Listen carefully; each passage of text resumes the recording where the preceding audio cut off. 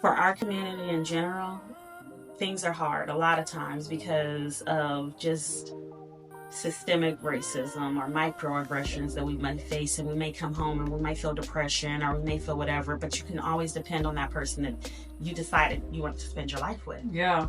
So be that stronghold for that person as well as them being that for you. You know, giving each other that space to be yourself. Yeah. Absolutely. Oh, I love that.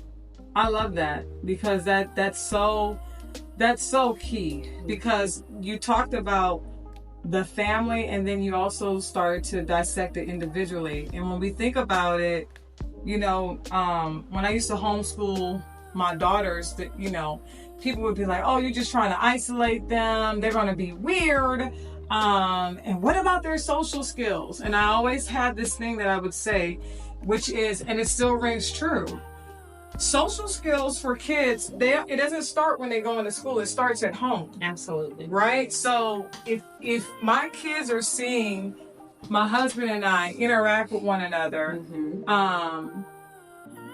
how do we laugh together? How do we argue? How do we make up? How do you apologize? All of those things, then it definitely sets the tone on how they're going to be as individuals, right? Yeah. And so definitely, I think one of the things that the takeaways in what you were saying is that all of that isolation that we've been doing as a family, you know, what happens in this house stays in this house. You can't talk about anything.